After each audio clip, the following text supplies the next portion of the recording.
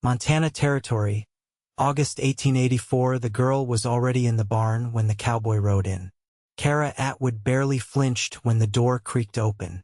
She just pulled the ragged blanket tighter around her shoulders and kept her back to the stall. The straw beneath her was damp from the storm earlier, but it beat the floor inside the house. That house was where he slept. The man who beat her. The man who called himself her uncle, though they shared no blood, no care, no love. Clayton McRae stepped down from his gelding and led the horse inside slow, careful not to spook anything. He had not expected to find a girl curled up in the shadows, but he saw the shape of her then, small, still, skin too pale against the dark. He did not speak right away, just tied his horse and crouched down near the lantern hung on the post. When he lit it, her face showed in the faint flicker. Her lip was cracked. Bruises bloomed along her jaw and collar, the kind that told a story without needing words. "You all right?" His voice was low, not soft, but not harsh either. She turned her face away. Her hands shook under the blanket. "Please do not tell him you saw me." Clayton looked toward the house. The old man was likely passed out drunk again. Same as last week when he had come to buy a wagon wheel and found him yelling at nothing in the yard. "You been sleepin' out here often?" She nodded once.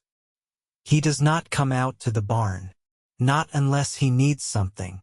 Clayton took off his hat, ran a hand through his wind-blown hair, and let out a breath. "What's your name?" "Kara." He waited a moment, then said, "Clayton McRae. My land's east of here. 2 days' ride. I run cattle and keep to myself." She looked at him then, just a flick of her eyes. "You do not need to introduce yourself.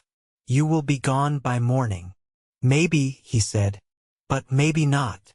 He left the lantern with her and walked out into the storm-dark night.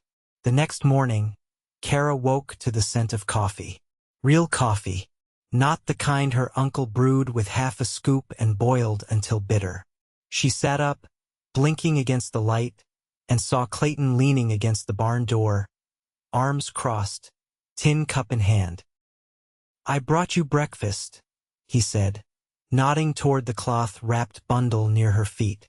She stared at it. "Why? You look like you could use it." "No one gives me anything unless they want something." Clayton's eyes met hers. "I do not want anything from you." She did not trust him, but her stomach ached, and when she unwrapped the cloth and found cornbread and dried apple slices, she ate with quiet urgency. He watched her without saying much. When she finished, she wiped her hands on the hem of her dress. "I should go before he wakes up." "Where would you go?" She looked toward the open field. "Anywhere but here." Clayton stepped closer. "He hit you." She said nothing. He looked at her again, long and hard. "Come with me." Kara stood, backing up instinctively. "I cannot." "Why?" "He will find me." "He will not." "You do not know him." "I know men like him." She wrapped her arms around herself. "You do not understand." He walked over, slow, like approaching a skittish horse. "You do not have to stay here. You do not have to keep talking it." Tears welled in her eyes without her meaning them to. She shook her head. "I have no one. Nowhere." "You got me," he said simply. "If you want." She looked at his hand when he held it out. For a long minute, she just stared at it. Then, with breath trembling, she reached out and took it, and he did not let go. They rode out by noon. He had waited until her uncle stumbled out to the outhouse, and while he cursed and muttered to himself, Kara climbed onto the spare horse Clayton had brought. Her dress was thin, and her boots too small, but she did not complain. She kept her eyes forward and her fingers tight on the reins. They rode for hours, through pine forests and over cool streams, until the fields opened wide under the sky. He watched her sometimes, the way she sat straight in the saddle, too proud to show how tired she was. When the sun dipped low, He slowed his horse beside hers. "We will stop soon. There is a creek up ahead." She nodded, her lips dry, but her chin high. When they reached it, she slid from the saddle and nearly stumbled. He caught her, his hands steady on her arms. She stiffened, but he did not hold her tight, just helped her stand. "You all right?" She nodded again, though her legs shook. He made camp, built a fire, cooked beans and warmed up leftover biscuits. She ate, quiet and careful, then sat wrapped in a blanket near the fire. He sat a little distance away, carving at a piece of wood with a small knife. "I thought about running before," she said suddenly. He looked up. "Once, when he was gone for a whole day, I packed a few things. But then the neighbor's boy saw me with the bag and asked questions. I got scared." "You do not have to be scared anymore." She shook her head. "You say that now. But what if he comes after us?" "I will not let him hurt you." She looked straight at him. "Why are you doing this?" He shrugged. "I do not like men who hit women, and I do not like seeing someone suffer when there is something I can do about it." She studied him. "You do not even know me." "I know enough." She looked at the fire for a long time. Then she said, "I am 18. He took me in when I was 12 after my mother died. Said he was doing me a kindness." That was a lie. Clayton said nothing, just whittled the wood down into the shape of a small horse. When he handed it to her, she took it like it might break. "You do not have to say anything else tonight," he said. "Just rest." She nodded, and for the first time in a long while, she slept without fear. 2 weeks later, they reached his ranch. It was not big, but it was clean and quiet. A sturdy house with a wraparound porch, a barn with fresh hay, chickens in the yard, and 2 dogs that barked once and then wagged their tails. He showed her the spare room. It had a real bed, a quilt, and a window that looked out over the hills. "This is yours," he said. She turned in the doorway, holding the carved horse in her hand. "You really mean it? I would not have brought you if I did not." Her eyes filled again, but she blinked them back. "Thank you, Clayton." He nodded. "You are safe now." And Kara believed him. For the first time in years, she believed someone. The days passed slow and steady. She learned the rhythm of the place, feeding the chickens, helping with laundry, walking the fence line when the weather was good. He never pushed, never hovered, but he was there, always there. One afternoon, she found him working in the barn, sleeves rolled up, sweat on his brow. She brought him a cup of cool water. He took it, their fingers brushing. "Thank you," he said, voice low. She looked at him a long moment. "You really never let go, did you?" He smiled just a little. "No, I said I would not." And he meant it, every word. The wind shifted in late August, bringing the scent of dry grass and the promise of cooler nights. Kara stood at the edge of the pasture that dipped toward the cottonwood grove, her hands tucked beneath her elbows.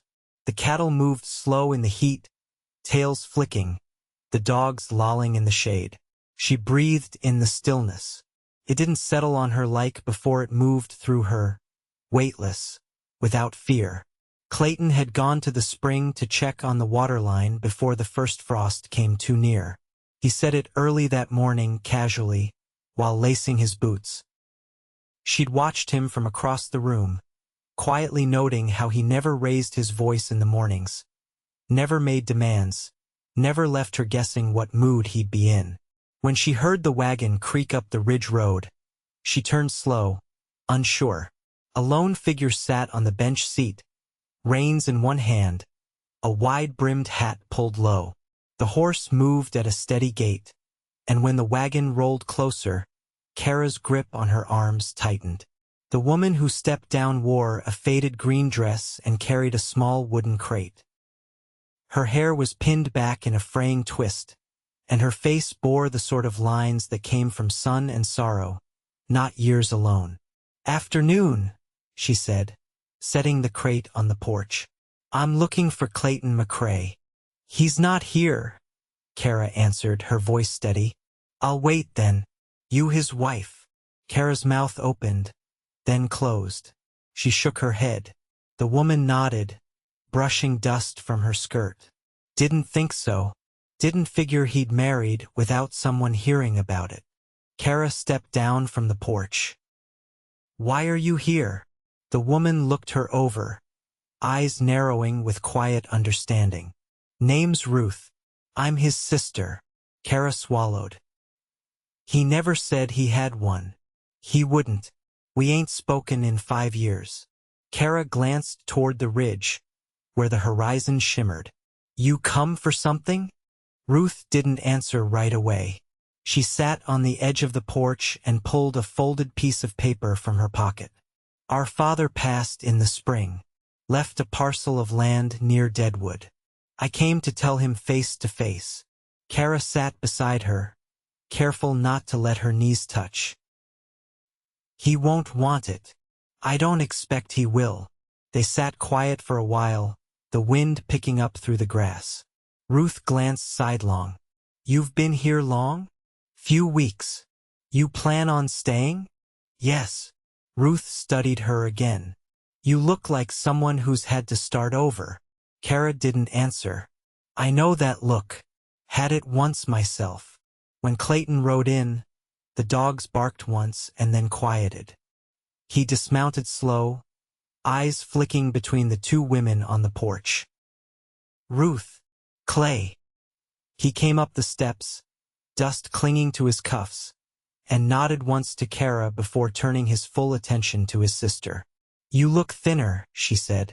I eat just fine. She handed him the letter. It's all there.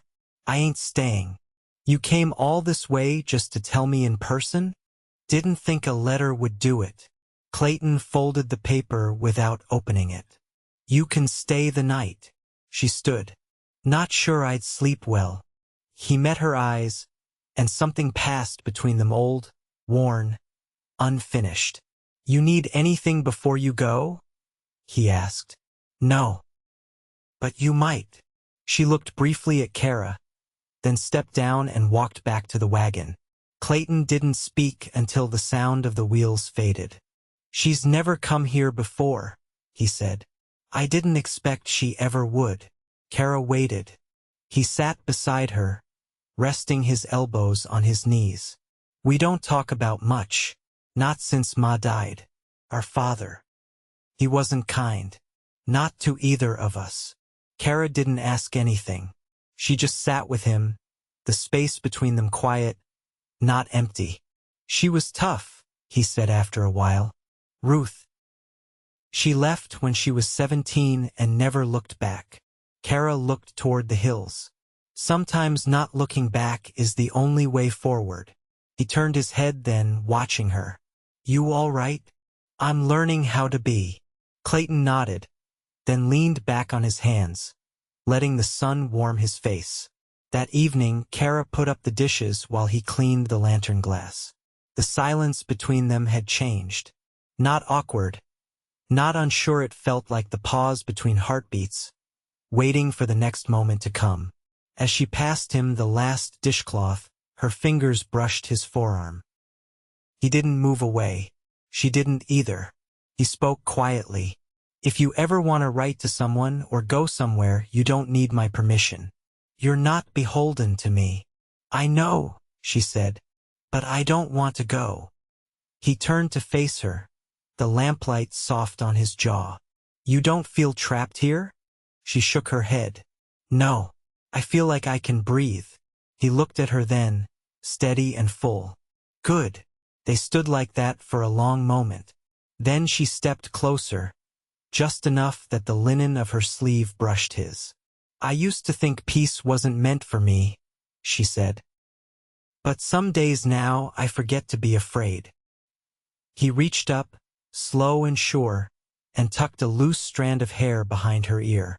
You don't have to remember fear anymore, he said. Kara held his gaze. I'm starting to believe that. He let his hand fall, but his eyes didn't leave hers. I'd like to keep walking beside you, she said. If you'd let me. Clayton's voice was low. I already am.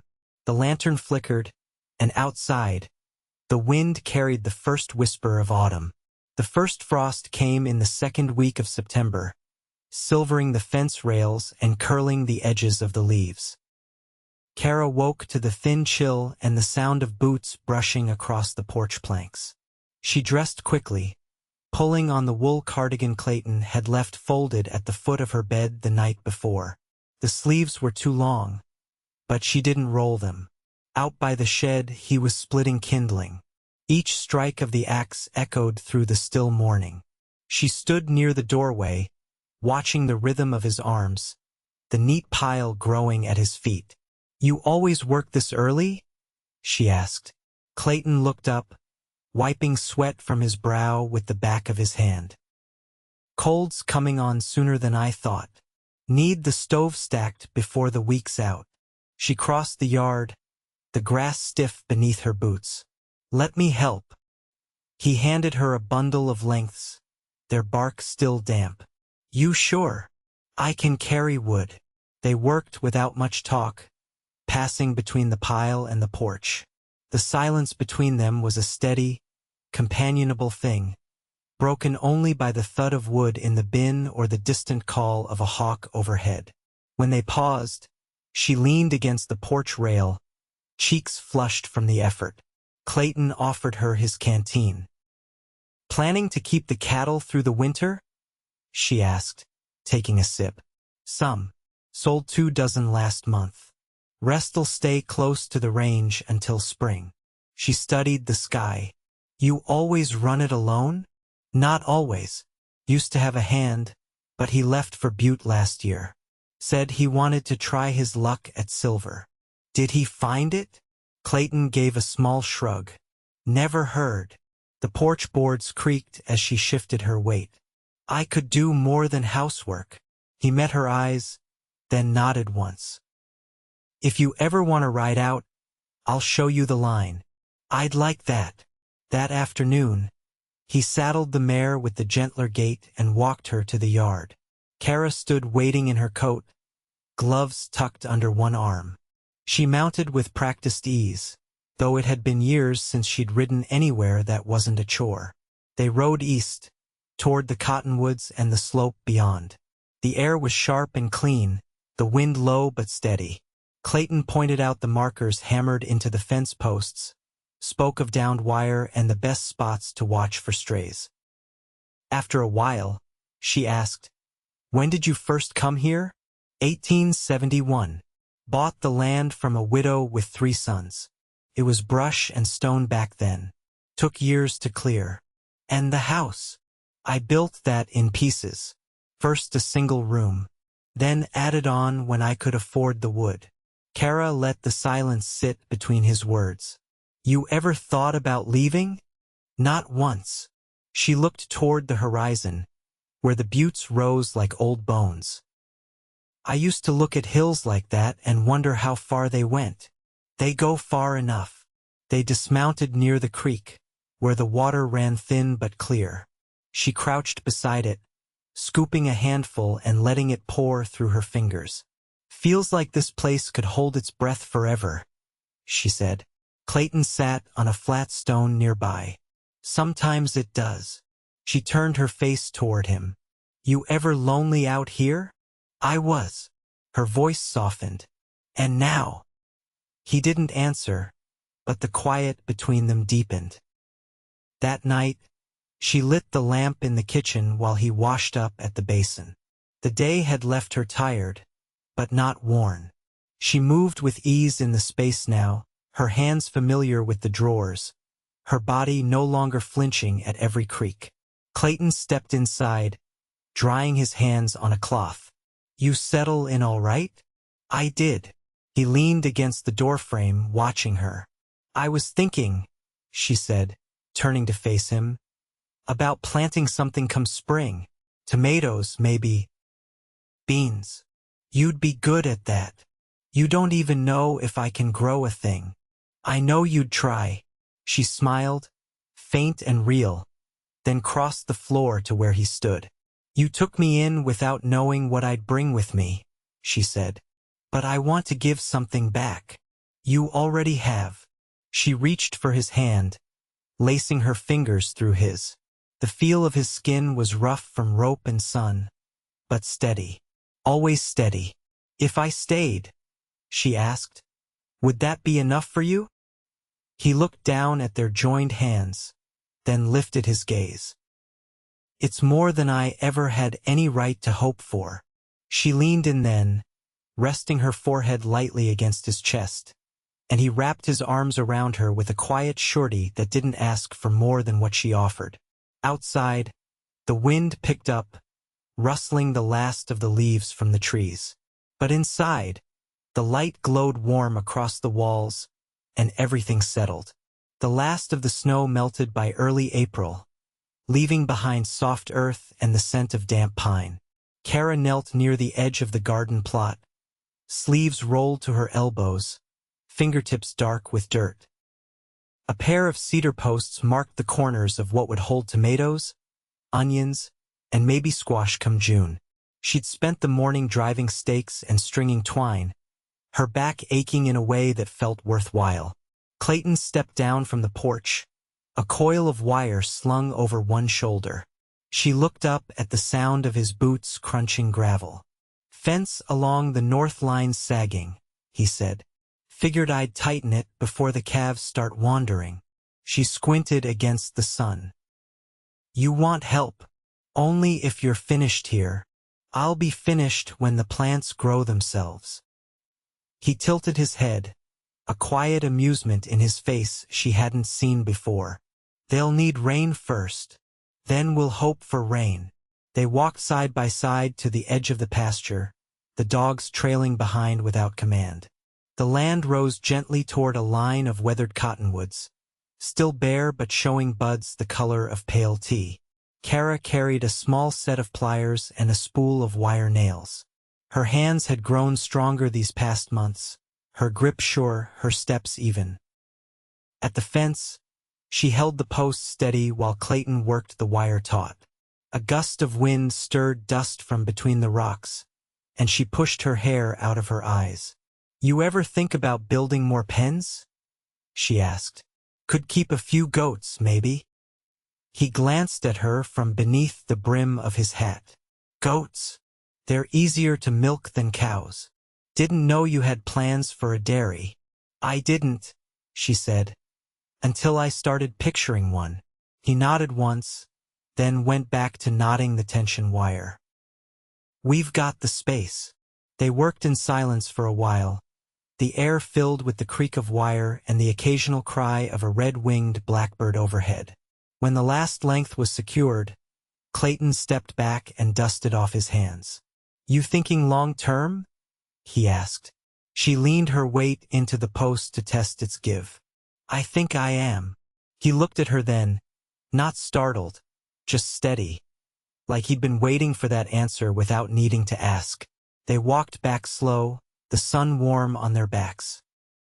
At the porch steps, she paused and turned toward the hills, where the snow still clung in thin bands along the higher slopes. "I haven't written anyone," she said. "No one to write, really. You don't owe anyone an explanation." "I know. I just thought I might want to tell someone I found something better than what I had." Clayton set the coil of wire beside the shed. "You want to send word? I'll ride into town with you." She nodded. "Maybe I will." That night, she cooked lentils with onion and thyme, the smell filling the kitchen with something warm and fragrant. They ate at the table near the window, the light stretching long across the floorboards. She tucked her feet beneath her chair, watching the way his hands moved as he cut his bread. "I used to dream of running," she said after a while. "Not toward anything, just away." "You're not running now." "No," she said. "Now I'm planting." He reached across the table, his fingers brushing hers. She didn't flinch. She didn't pull away. "I want this," she said.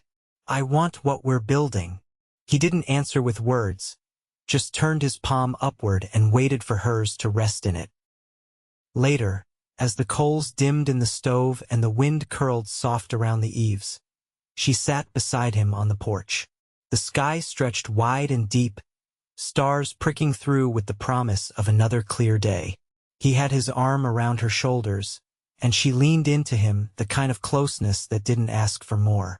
"You ever think we'll be old?" she asked, voice low.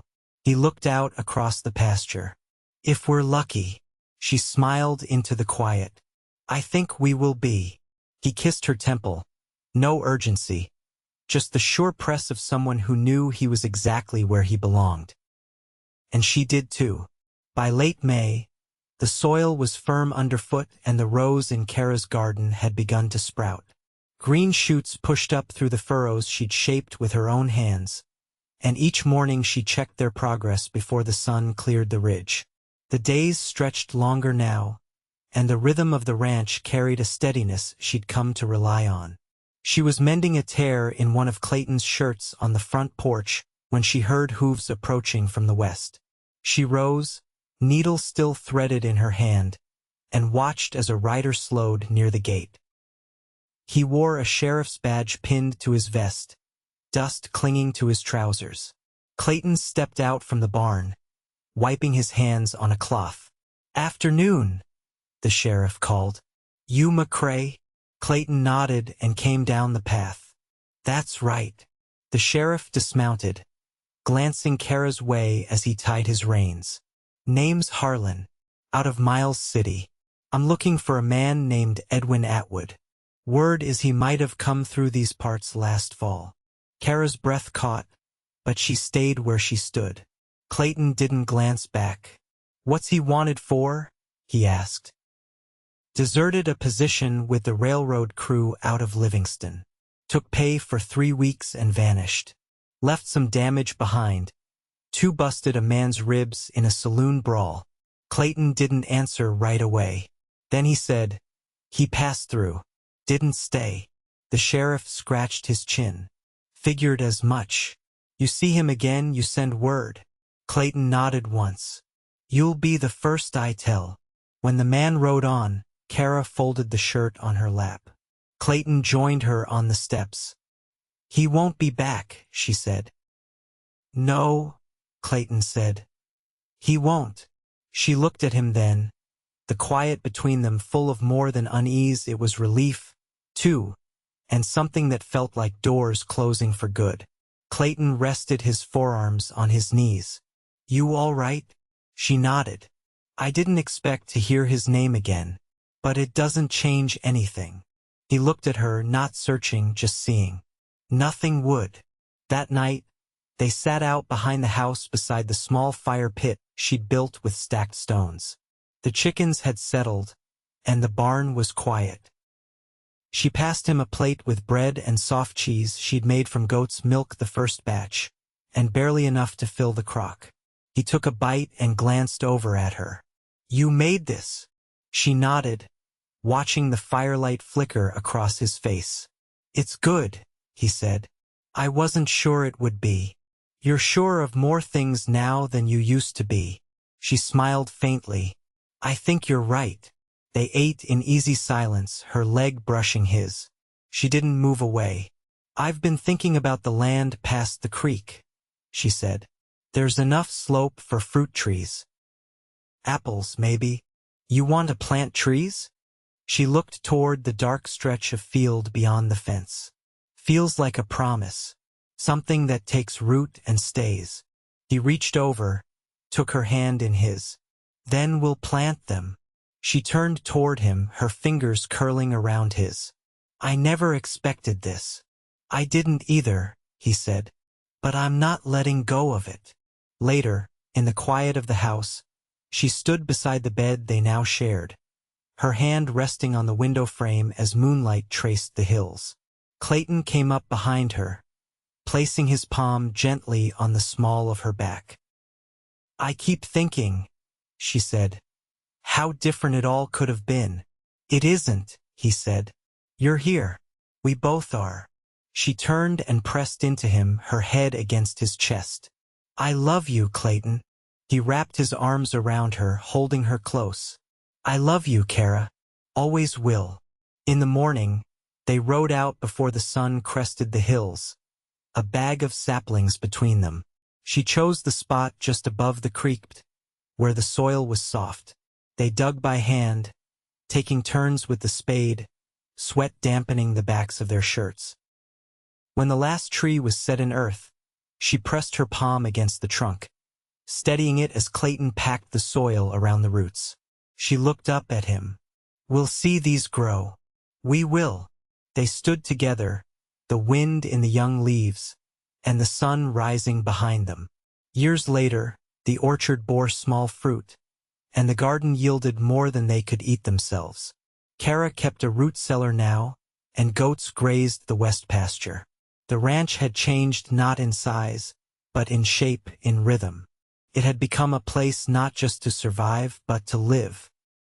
She and Clayton built a new room on the house the following spring, with windows facing east so the morning light would always catch the floorboards. They never married in a church, but their names were written side by side in the pages of the family Bible they kept on the mantel. When neighbors passed through, they were offered coffee, and sometimes a jar of preserves if the peaches had come in strong. Folks said the McRae place had a kind of peace to it, the kind that didn't come easy in Montana, and didn't leave once it settled in. And when Kara walked the fence line in the evenings, the dogs at her heels, she'd look toward the hills and feel not just safe, but whole. Clayton met her at the porch each night, and they'd sit together, watching the dusk settle soft across the land they'd made theirs. The silence between them never emptied, it filled, always, with love hard-earned and deeply kept. They grew old like that, together, always together.